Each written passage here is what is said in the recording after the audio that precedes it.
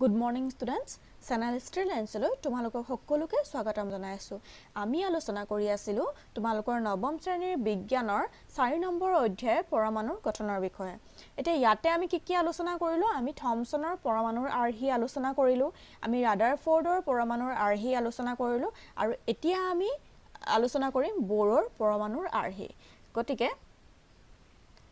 আজিৰ আমাৰ আলোচনাৰ বিষয়বস্তু কি হ'ব? বৰৰ পৰমাণুৰ আৰ্হি আমি আলোচনা কৰিম আৰু আমি আলোচনা কৰিম বেলেগ বেলেগ কক্ষপথত ইলেক্ট্ৰনৰ বণ্টন কেনেকুৱা ধৰণৰ হয় হেয়া আমি আলোচনা কৰিম। প্ৰথমতে আহিছো বৰৰ পৰমাণুৰ আৰ্হি বিষয়। ইয়াতে কি কৈছে চোৱা, ইয়া প্ৰথম পইণ্টটো কৈছে পৰমাণুৰ ভিতৰত ইলেক্ট্ৰনৰ কিছুমান নিৰ্দিষ্ট অনুমোদিত কক্ষপথে থাকে বুলি কৈছে। এটা বৰৰ পৰমাণুৰ আৰ্হি বিষয়ে আমি কোৱাৰ আগতে আমি আলোচনা কৰি আছিলো যে ৰাদাৰফৰ্ডৰ পৰমাণুৰ আৰ্হি। বৰৰ পৰমাণুৰ আৰ্হি কিয় আহিলে? কাৰণ ৰাদাৰফৰ্ডৰ পৰমাণুৰ আৰ্হিৰ কিছুমান সীমাবদ্ধতা আছিল, কিছুমান ড্ৰবেক আছিল, যিখিনি ৰাদাৰফৰ্ডৰ পৰমাণুৰ আৰ্হিটোৱে ব্যাখ্যা কৰিব পৰা নাছিল। তাৰে প্ৰথম ড্ৰবেকটো কি হৈছিল বা তাৰে মেইন যেটো সীমাবদ্ধতা হেতু কি আছিল যে পৰমাণু এটা যে সম্পূৰ্ণৰূপে সুস্থিৰ সেই কথাটো ৰাদাৰফৰ্ডে এক্সপ্লেইন কৰিব পৰা নাছিল। গতিকে আমাক আৰু এটা বেলেগ এটা পৰমাণুৰ আৰ্হিৰ প্ৰয়োজনীয়তা আহি পৰিলে আৰু তেতিয়া কি হ'ল যে নেলছ বৰ নামৰ বেলেগ এজন সাইন্টিষ্টে কি কৰিলে এটা পৰমাণুৰ আৰ্হি দাঙি ধৰিলে আৰু তেওঁৰ নামতে সেই পৰমাণুৰ আৰ্হিটোক কি বুলি কোৱা হৈছে যে বৰৰ পৰমাণুৰ আৰ্হি বুলি নাম দিয়া হ'ল। এতিয়া এই পৰমাণুৰ আৰ্হিটোত কি কৈছে চোৱা যে যদি তোমালোকৰ এটো যদি নিউক্লিয়াছ হয়, নিউক্লিয়াছত কি থাকিব? প্ৰটন আৰু নিউট্ৰন থাকিব, হয়নে? তাৰ পাছত এইটো যদি তাৰ এটা কক্ষপথ হয়, এই কক্ষপথটোত ইলেক্ট্ৰনটো ঘূৰি থাকিব বুলি কৈছে। তাৰ মানে কি কৈছে যে চোৱা পৰমাণুৰ ভিতৰত ইলেক্ট্ৰনবোৰ কিছুমান নিৰ্দিষ্ট অনুমোদিত কক্ষপথতহে থাকে বুলি কৈছে।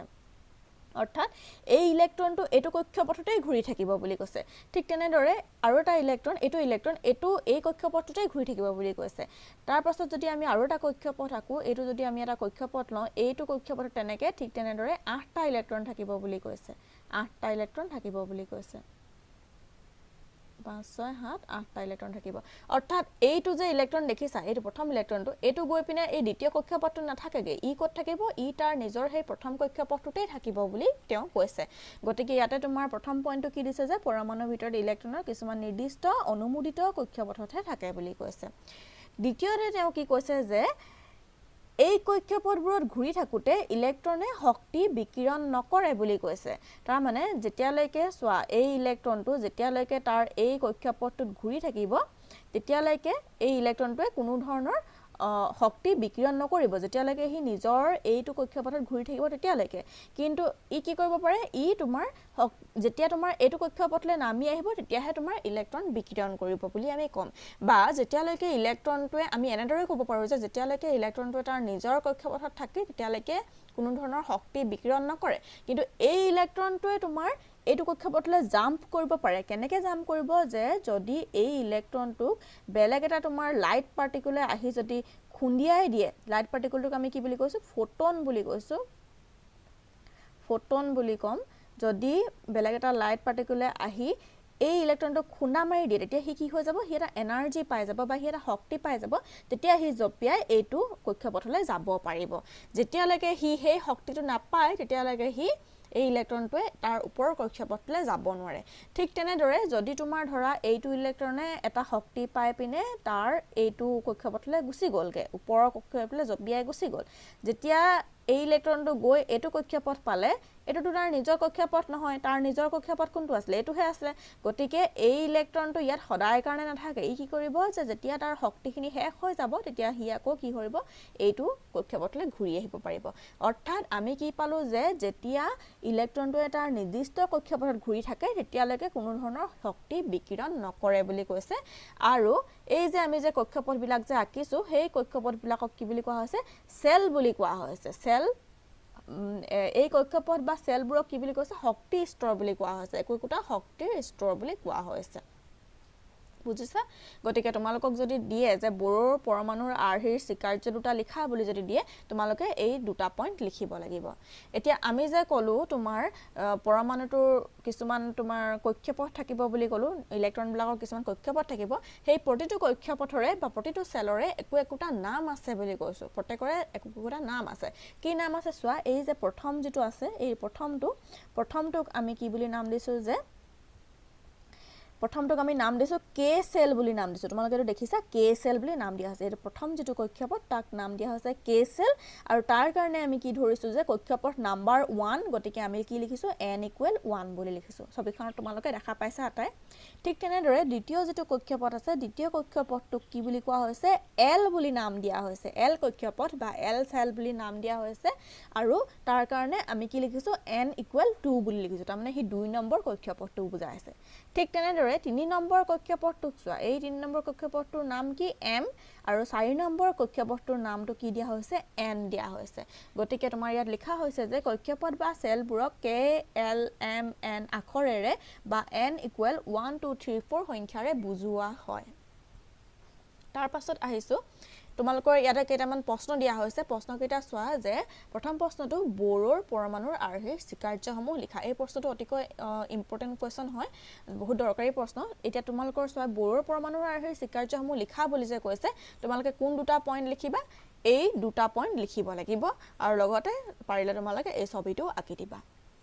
তাৰ পাছত সেকেন্ড কোৱেশ্চনত কি কৈছে চোৱা তিনিটা সেলেৰে হৈতে বৰৰ পৰমাণুৰ আৰ্হি এটা চিত্ৰ অঙ্কন কৰা বুলি কৈছে তাৰ মানে তোমালোকে কোনটো চিত্ৰ আঁকিব লাগিব এই চিত্ৰটো আঁকিব লাগিব ইয়াতে চোৱা তিনটা সেল বুলি কলে কি আঁকিব লাগিব প্ৰথমতে তুমি পৰমাণুটোৰ নিউক্লিয়াছ আঁকিব লাগিব তাৰ পাছত প্ৰথম সেলটো এটো আহিব দ্বিতীয় সেল আহিব এইটো আৰু তৃতীয় সেল তোমাৰ কোনটো আহিব এইটো তোমাৰ তৃতীয় সেল আহি যাব তিনটা সেলৰে হৈতে তাৰমানে তুমি k l m m লৈকে তুমি আঁকিব লাগিব m সেলটোৰ লৈকে তুমি আঁকি পিনে এনেদৰে ইহতৰ নামকিটা দেখুৱাই দিব লাগিব আৰু যদি তোমাক কোৱেশ্চনটো দিলে হেতেন যে চাৰিটা সেলৰে হৈতে বুলি যদি দিলে হেতেন তেতিয়াহলে তুমি 4 নম্বৰ সেলটো আঁকি দিব লগিয়া হলহেতেন আশা কৰো আটায়ে বুজি পাইছা এতিয়া আমি পিছৰ টপিকটো লৈ আহিছো ইয়াত কি কৈছে যে বেলেগ বেলেগ কক্ষপথত ইলেক্ট্ৰনৰ বণ্টন বুলি কৈছে অৰ্থাৎ তাৰমানে কি যে বেলেগ বেলেগ কক্ষপথত ইলেক্ট্ৰনৰ বণ্টন মানে কি এই প্ৰথম কক্ষপথটোত কেইটা ইলেক্ট্ৰন থাকিব দ্বিতীয় কক্ষপথটোত কেইটা ইলেক্ট্ৰন থাকিব তৃতীয় কক্ষপথটোত কেইটা ইলেক্ট্ৰন থাকিব হেয়া আমি আজি আলোচনা কৰিম অৰ্থাৎ বণ্টন মানে হৈছে কি যে ভাগ বিতৰা বুলি কোৱা হৈছে যে প্ৰতিটো কক্ষপথত কেইটাকৈনো ইলেক্ট্ৰন থাকিব হেয়া আমি ভাগ বতৰা বুলি কৈছো মানে আমি ভগাই কেনেকে ভগাম হেতু কথা কোৱা হৈছে এতিয়া চোৱা কোনটো ফৰ্মুলা বা কোনটো সূত্ৰমতে আমি ভাগ কৰিম এইটো সূত্ৰমতে আমি ভাগ কৰিম 2n স্কয়াৰ এইটো তোমাৰ টু দি পাৱাৰ 2 বুলি কোৱা হয় 2n টু দি পাৱাৰ 2 এইটো তোমাৰ সূত্ৰমতে আমি ভাগ কৰিম অৰ্থাৎ চোৱা প্ৰথম সেলটোত কি থাকিব তোমালোকৰ মই এটা আঁকি দেখাইছো এইটো ধৰা তোমাৰ নিউক্লিয়াছটো আৰু এইটো হৈ গল প্ৰথম কক্ষপথৰ কাৰণে আমি n কিমান লম n ৰ মান আমি 1 বুলি লম এতিয়া তুমি যদি এই ফৰ্মুলাটোত যদি n ৰ মান 1 বহাই দিয়া কেনেকুৱা ধৰণৰ আহিব চাচোন এই প্ৰথমটোৰ নিচিনা আহিবনে 2 ইনটু ইয়াতো 2 আছে ইয়াত 2 আছে দেখিছা আৰু ইয়াতো আমি 2 এটা লিখিছো হলে 2 তাৰ পাছত কি ইনটু হৈ আছে n to the power 2 into হৈ আছে গতিকে আমি কি লিখিছো পুৰণ চিহ্নটো লিখিছো তাৰ পাছত কি আহিছে n ৰ জায়গাত আমি কি বহুৱাই দিম এই 1 টো আমি n ৰ জায়গাত বহুৱাই দিম 1 স্কয়াৰ অৰ্থাৎ তোমাৰ কিমান আহিব আনসাৰটো কিমান আহিব 2 আহিব অৰ্থাৎ আমি কি পালো এই প্ৰথম যেটো কক্ষপথ তাত কেটা ইলেক্ট্ৰন থাকিব দুটা ইলেক্ট্ৰন থাকিব বুলি পালো হল বুজিছা ঠিক তেনেদৰে তাৰ ওপৰত আমি এই দ্বিতীয় কক্ষপথটো আঁকিছো দ্বিতীয় কক্ষপথটোত কেটা ইলেক্ট্ৰন থাকিব এতিয়া চোৱা আকৌ তুমি এই ফৰ্মুলাটোতে n ৰ জায়গাত কি বহাবা 2 এবাৰ বহাই চোৱা ইয়াতে তুমি এটুলে মন কৰা 2 ইনটু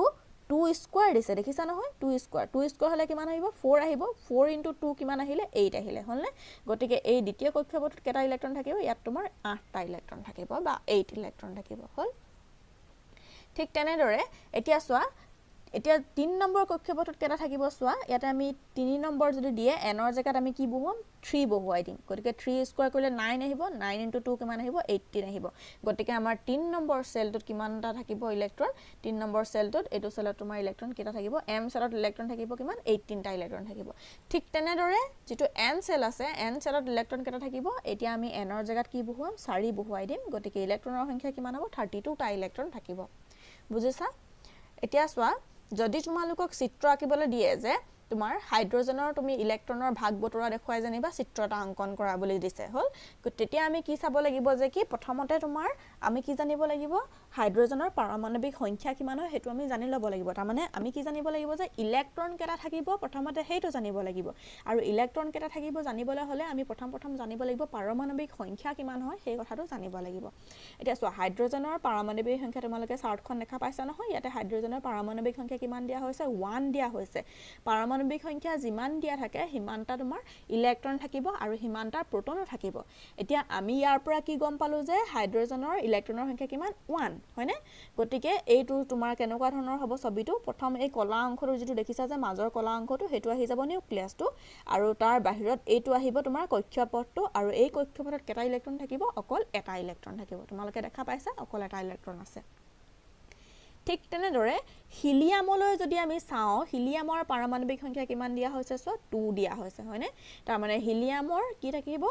proton সংখ্যা কিমান থাকিব দুটা থাকিব আৰু ইলেক্ট্ৰনো তোমাৰ দুটা ইলেক্ট্ৰন থাকিব হয়নে এতিয়া হেই দুটা ইলেক্ট্ৰন তুমি কেনেদৰে আকিবা সোৱা হিলিয়ামৰ আহি যাব এটো আহিব প্ৰথমতে নিউক্লিয়াছটো আৰু তাৰ কাষত তোমাৰ আহিব এটো আহিব প্ৰথম কক্ষপথটো আৰু হেই কক্ষপথত ইলেক্ট্ৰন কেনেকে থাকিব কেটা ইলেক্ট্ৰন থাকিব দুটা ইলেক্ট্ৰন থাকিব ধৰা এটো এটা আমি আকিছো এটা আৰু এটো এটা আমি আকিছো দুটা ইলেক্ট্ৰন থাকিব দেখিছা তোমালোকে গতিকে এটো আহিব তোমাৰ হিলিয়ামৰ কাৰণে চিত্ৰ ঠিক তেনেদৰে ইয়াতে লিথিয়ামৰ কাৰণে এবাৰ সোৱা এটো আহি গল লিথিয়ামৰ কাৰণে লিথিয়ামৰ কেটা ইলেক্ট্ৰন আছে তিনিটা ইলেক্ট্ৰন আছে গতিকে আমি ইয়াত কি দেখিছো সোৱা প্ৰথম কক্ষপথত তোমালোকে মন কৰা দুটা ইলেক্ট্ৰন দেখা পাইছা প্ৰথম কক্ষপথত সোৱা দুটা ইলেক্ট্ৰন এটো এটা ইলেক্ট্ৰন এটো এটা ইলেক্ট্ৰন দুটা ইলেক্ট্ৰন আৰু দ্বিতীয় কক্ষপথত কেটা ইলেক্ট্ৰন আহিব এটা ইলেক্ট্ৰন আহি গৈছে দেখিছা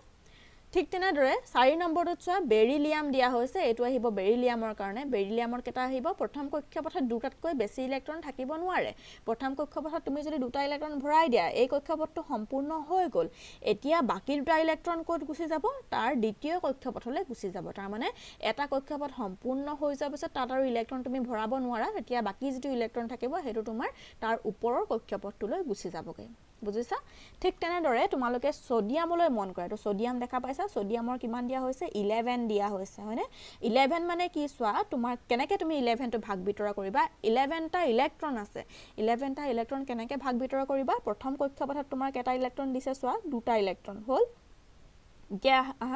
দ্বিতীয় কক্ষপথলৈ তাৰ মানে দুটা ইলেক্ট্ৰন যদি তুমি প্ৰথম কক্ষপথত ভৰাই দিয়া আৰু তুমি তাত ইলেক্ট্ৰন দিব নোৱাৰা তেতিয়া হলে আৰু কেটা থাকিলে তোমাৰ ইলেক্ট্ৰন আৰু 9টা ইলেক্ট্ৰন থাকিলে হে 9টা ইলেক্ট্ৰন তুমি কেনেকে ভাগ বিতৰা কৰিবা সোৱা দ্বিতীয় কক্ষপথত তোমাৰ 8টা ইলেক্ট্ৰন তুমি ভৰাব পাৰিলা হেতেন নহয় সোৱা এই ছবিখনৰ মতে দ্বিতীয় কক্ষপথত কেটা ইলেক্ট্ৰন দিব পাৰিবা 8টা ইলেক্ট্ৰন দিব পাৰিবা গতিকে আমি দ্বিতীয় কক্ষপথত ইয়াত কেটা ইলেক্ট্ৰন দিছা সোৱা 1 2 3 4 5 6 7 8 8টা ইলেক্ট্ৰন দিলু নহয় ইয়াত হৈ গল টোটাল কেটা হৈ গল ইয়াত 10টা ইলেক্ট্ৰন হৈ গল কিন্তু সোডিয়ামৰ আছিল কেটা 11টা আছিল গতিকে আৰু এটা যে ইলেক্ট্ৰন বাকি থাকিলে সেই ইলেক্ট্ৰনটো কোড গুছি যাব তৃতীয় কক্ষপথত সেই ইলেক্ট্ৰনটো গুছি যাব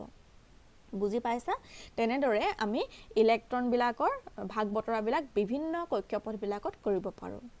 আটাই বুজি পাইছা যে তোমালোকৰ ইয়াতে প্ৰশ্ন এটা দিয়া হৈছে সোৱা কাৰ্বন আৰু সোডিয়াম পৰমাণুত ইলেক্ট্ৰনৰ বিতৰণ দেখুৱা সোডিয়ামৰ কাৰণে মই এইমাত্ৰ কৈ গলো হয়নে কাৰ্বনৰটো মই এবাৰ আকি দেখাইছো সোৱা ইয়াতে আছে হলেও মই এবাৰ তোমালোকক এবাৰ আকি দেখাম প্ৰথমতে চাই লোৱা কাৰ্বনত পাৰমাণৱিক সংখ্যা কিমান হয় ইয়াত ছবিখনত সোৱা কাৰ্বনত পাৰমাণৱিক সংখ্যা কিমান দিয়া হৈছে 6 দিয়া হৈছে হয়নে পাৰমাণৱিক সংখ্যা 6 মানে কি তোমাৰ ইলেক্ট্ৰনো তাত 6টা থাকিব হল গতিকে আমি এটো আকিলো তোমাৰ নিউক্লিয়াছটো হল এতিয়া তোমাৰ ইলেক্ট্ৰন 6টা থাকিব নহয় হল 6টা ইলেক্ট্ৰন এতিয়া তাৰ এটো আহিব প্ৰথম কক্ষপথত আমি কেটা ইলেক্ট্ৰন দিব পাৰো দুটা ইলেক্ট্ৰন দিব পাৰো ধৰা এটো এটা ইলেক্ট্ৰন দুটা ইলেক্ট্ৰন দি দিলো হৈ গল এতিয়া তুমি দুটা ইলেক্ট্ৰন দি দিলা মানে কি আৰু কেটা ইলেক্ট্ৰন বাকি থাকিলে আৰু 4টা ইলেক্ট্ৰন বাকি থাকিলে সেই 4টা ইলেক্ট্ৰন তুমি ক'ত বহুৱাবা আমি এটা দ্বিতীয় কক্ষপথ আকি লৈছো এই দ্বিতীয় কক্ষপথত 4টা ইলেক্ট্ৰন আমি বহুৱাই দিম এটা দুটা তিনটা আৰু এটো 4টা হৈ গল বুজি পাইছা গতিকে এটো হৈ গল তোমাৰ কাৰ্বনৰ কাৰণে ইলেক্ট্ৰনৰ বিতৰণ আমি কেনেকে বিতৰণ কৰিছো প্ৰথম কক্ষপথত দুটা দিছো দ্বিতীয় কক্ষপথত 4টা দিছো আশা কৰো আটাই বুজি পাইছা যদি ভিডিওটো চাই উপকৃত হৈছা তেনে হলে চেনেলটো সাবস্ক্ৰাইব কৰি দিবা আৰু লগতে ফ্ৰেণ্ডছ সকলকো তোমালোকে ভিডিওটো শেয়াৰ কৰি দিবা